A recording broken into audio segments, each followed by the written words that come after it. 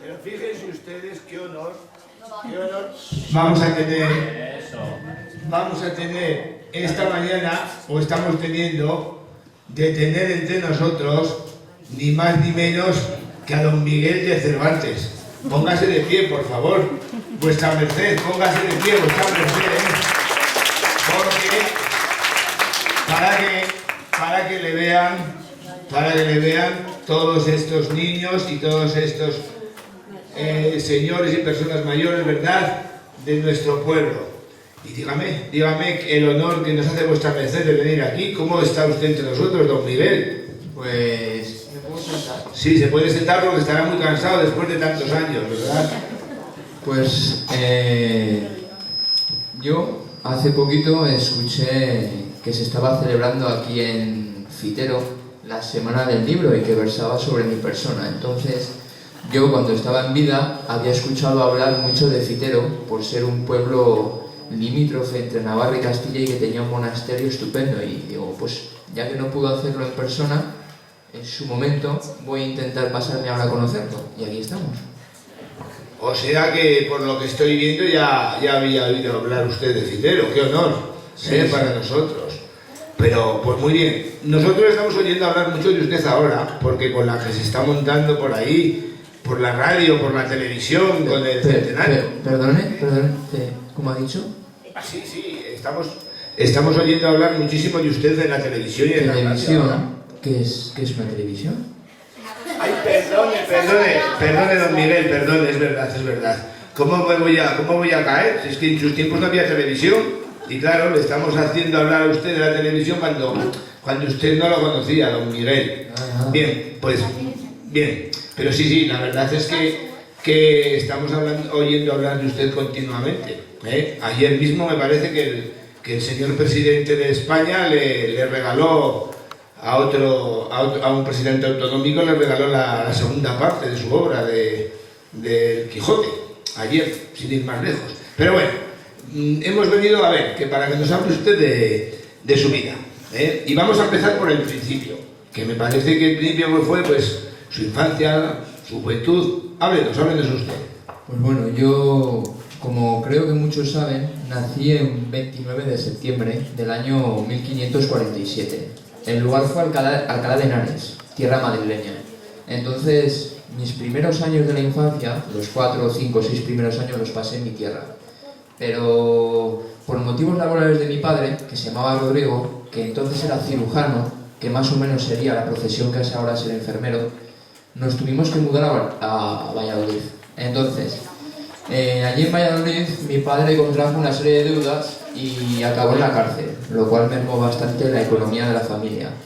Y cuando salió de la cárcel decidimos volver a nuestra tierra natal, a Madrid, y allí, también por motivo laboral, bueno, en este caso fue por un tema económico, como estoy diciendo que estábamos un poquito justos, había habido un fallecimiento de un abuelo en la familia. Entonces fuimos a Córdoba a cobrar la herencia. Entonces yo allí en Córdoba empecé a estudiar en los jesuitas, pero no acabó solamente el viaje en Córdoba. Tuvimos que mudarnos a Sevilla, donde yo seguía allí trabajando, o sea, estudiando. Y al final, pues mi padre decidió volver aquí a Alcalá de Henares, de nuevo la vuelta a la zona de Madrid, porque se había montado una empresa de organización de festejos. Ya. Pero claro, tanto viaje, tanto cambio de residencia, eso tenía que ser un trastorno para su familia, ¿no? Imagínese, pues al final éramos 6 hermanos y yo. Eso, háblenos de su familia y de sus hermanos, háblenos. Pues mira, como le he comentado, mi padre se llamaba Rodrigo. Y, por favor, jóvenes. Entonces, mi padre se llamaba Rodrigo y, como he dicho, era cirujano. Mi madre se llamaba Leonor. Y como le he comentado, éramos 6 hermanos. Bueno, 7 conmigo. 3 hermanas, de las cuales una de ellas, Luisa, acabó como priora en un convento carmelita. Y luego estaba Andrea y también estaba Magdalena. Pero cuanto a los hermanos, estaba Rodrigo, que era como por el mismo nombre que mi padre, luego estaba Andrés y el pequeño era Jesús, y un servidor. Entonces, pues imagínense menear la familia de Alcalá de Henares a Valladolid, Alcalá de Henares, Córdoba, de nuevo Sevilla, Alcalá de Henares, Madrid, era una locura. Nos imaginamos, don Miguel, en aquella época y con los transportes y demás que había, el problema familiar que se suscitaba cada vez que tenían ustedes que cambiar de sitio. Pero también tengo entendido que tuvo algún pequeño problema con la justicia, ¿verdad usted, en su juventud? Es usted un poco... Este hombre lo sabe todo, este entrevistador. Pues yo me reté a duelo con una persona allá en tierras andaluzas y la justicia me perseguía como tal, y yo para intentar eludir la cárcel pues tuve que emigrar e irme a Italia.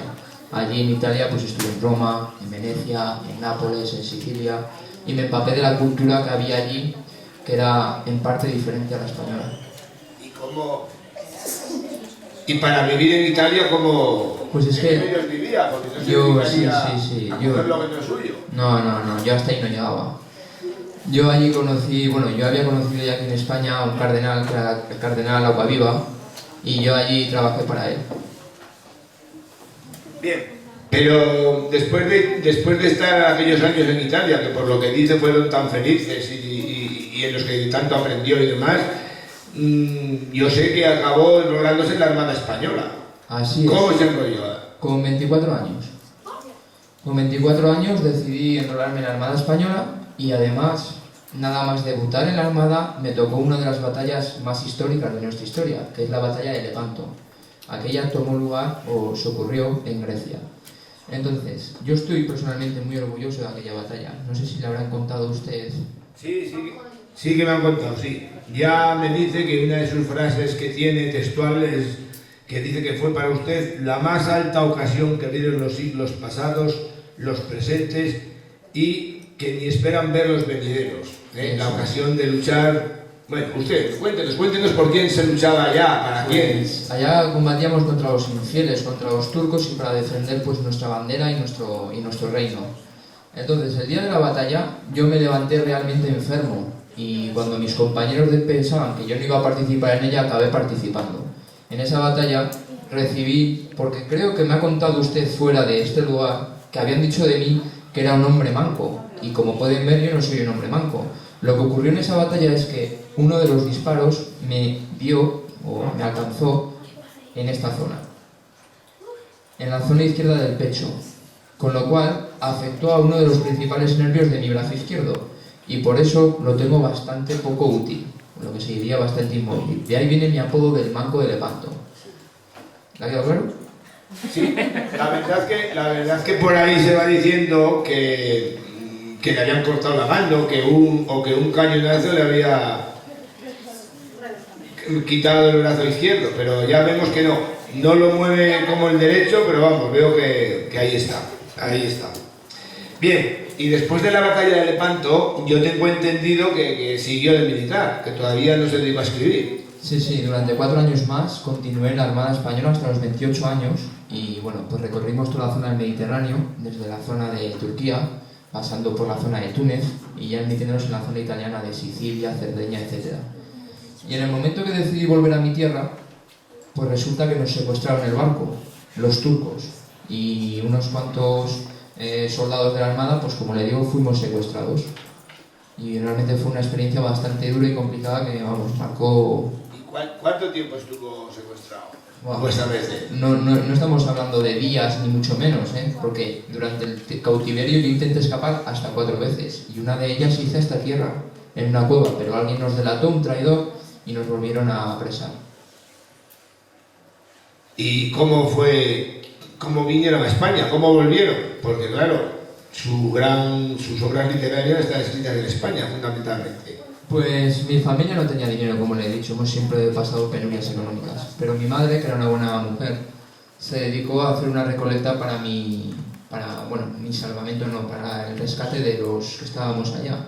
Lo que pasa es que el poco dinero que consiguió rescatar, decidí que fuese para rescatar a mi hermano Rodrigo, que estaba allá conmigo. y bueno, fue el primero en salir. Y luego sí que una orden de, como usted sabe, religiosa se encargaba de recaudar unos fondos para recuperar, digamos, a los que habían sido secuestrados cristianos, y hicieron una colecta para mi persona y pude volver a... Sí, era la orden de los trinitarios, tengo entendido, Eso es, que se dedicaba a reunir fondos para rescatar prisioneros cristianos. O sea que usted fue rescatado por esta orden, por estos frailes. Muy bien, y luego una vez que vino a España, ¿a qué se dedicó? Pues empecé en la zona de Andalucía, en Sevilla, como usted bien sabe, requisando los aceites y demás para la Armada Invencible, pero no era un trabajo... Cierto. La Armada Invencible, que era pues un ejército que el rey Felipe II estaba preparando para luchar contra los ingleses. O sea que usted tuvo un oficio nada agradable, ¿verdad? No, ni tampoco económicamente, porque si dices que económicamente puedes hacerlo, pero tampoco me sacó de nada, así que me tuve que volver a Madrid y seguir trabajando, digamos, en una especie de funcionariado público, que era como requisador de impuestos, recaudador de impuestos. Y bueno, ahí vino otra época oscura, digamos, en teoría de mi vida, pero que también sirvió como inspiración. O sea, porque acabó en la cárcel, según tengo entendido, ¿no? En mi segundo trabajo en Madrid hubo un problema con el banquero para el que yo recaudaba los impuestos y realmente pues todavía no me queda claro por qué acabé en la cárcel, pero en la cárcel acabé. Bueno, pero ahí en la cárcel tengo entendido que tuvo la idea o estuvo ya pensando en escribir la gran obra que luego nos ha dejado, ¿no? Eso es, allá por el año 1600, en la cárcel fue cuando decidí, o se me empezó a aparecer la inspiración o empecé a dibujar en el horizonte la historia del Quijote. Bien. Luego nos tiene que hablar del Quijote un poquito más, pero ahora que no nos ha hablado un poquito de su familia, de si se casó, si no se casó, porque según lo que yo me he enterado, dice que se casó usted en la ciudad de Esquivias, en Toledo. Sí. Dígame, ¿quién fue la afortunada esposa? Cuéntenos. Pues bueno, yo me casé con 37 años, aunque mi joven esposa tenía 19 años en ese momento, se llamaba Catalina. Y bueno, lo más significativo es que con mi esposa no tuvimos descendencia, pero bueno. Sí, nos va a dar alguna exclusiva usted, porque también he oído que tuvo alguna pequeña oscuridad por ahí fuera del matrimonio, ¿no? Dice que tuvo alguna especie de romance con otra dama, ¿verdad? Realmente con mi esposa Catalina no tuvimos, vamos a decir, hijos o hijas, pero sí tuve una hija que se llamaba Isabel de Saavedra, que bueno, la concebí con una mujer llamada Ana Franca, que digamos fue un poco... Sí, vamos a llamar así, cosas que suceden en los matrimonios. O sea que su hija Isabel no era hija de doña Catalina Salazar, que era su esposa. Era hija de Ana Franca. Bien, bueno, por lo menos vemos que contesta todas las preguntas, que no esquiva ningún tema, por muy escabroso que sea para él. Bien, vamos a continuar a ver con sus obras literarias. Bueno, pues yo creo que ustedes todos saben que la obra del Quijote fue publicada en el año 1605. Yo la escribí en Valladolid. Y realmente me ha llegado a los oídos, después de 400 años, que ha sido una obra muy importante, tanto como que ha sido la segunda obra literaria más traducida después de la Biblia. Sin embargo, me gustaría recalcar que como económicamente no me sacó de ningún lado y mis penurias continuaron.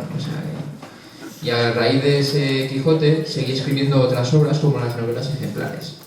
Ya, pero lo que es indudable y parece ser, las crónicas de la época comentan que tuvo un gran éxito la primera parte del Quijote. Así es, tanto éxito tuvo que hubo quien se apresuró para escribir una segunda parte no autorizada. Ahí quería llegar yo, sí, porque según nuestras noticias hubo alguien que se atrevió a publicar la segunda parte del Quijote antes de que la publicase usted.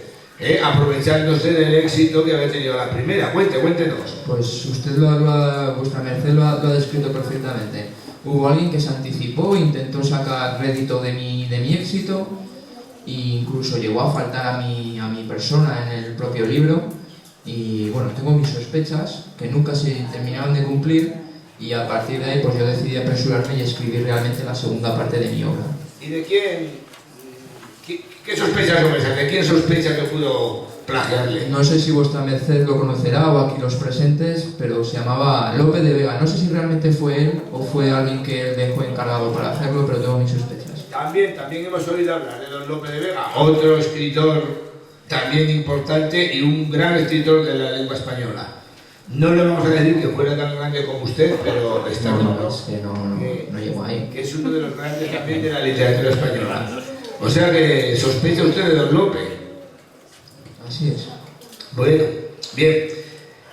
Y ahora, ya es que estamos llegando al final, porque nos está dejando pues bastante contentos, estamos felices de estar aquí con usted conociendo su vida, pero ahora háblenos de los últimos años de su vida. ¿Cómo? Pues quizás haya que ir al final de los tiempos para empezar a hablar de ese momento. Me gustaría señalar que yo fallecí un 22 de abril de 1616, a la edad de 68 años. Actualmente 68 años quizás no les parezca demasiado, pero sepan vuestras mercedes que allá por el siglo XVI y XVII, 68 años era una edad realmente longeva. Yo morí por una enfermedad dolorosa, se llamaba hidropesía, que tenía que ver con la retención de líquidos, hinchazón de la barriga, y bueno, pues como le he dicho, acabé falleciendo en mi tierra, en Madrid, el 22 de abril de 1616. Y hace nada, pues precisamente hizo 400 años de mi fallecimiento.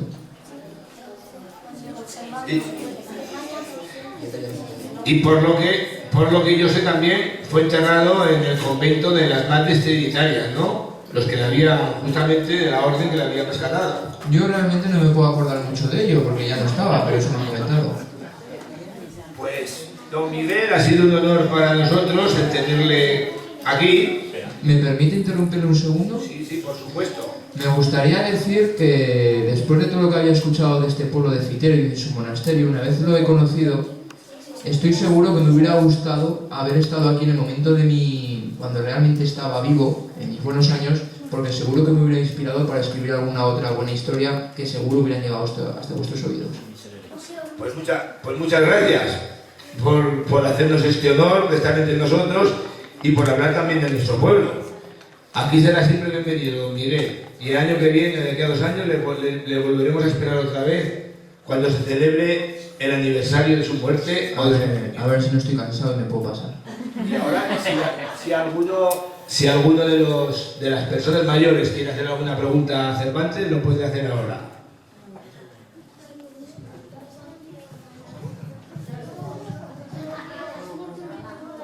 ¿Alguno quiere hacer alguna pregunta?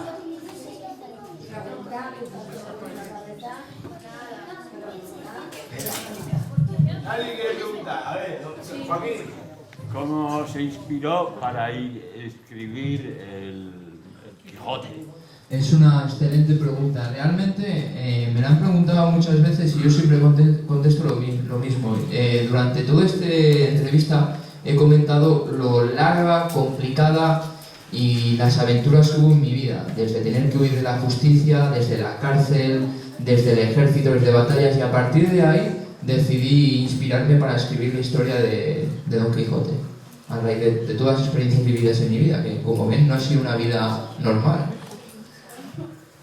Bien, pues muchas gracias por la atención a todos, muchas gracias a don Miguel de Cervantes por venir, y aquí acabamos esta entrevista y estos actos de la mañana de hoy. Gracias a todos.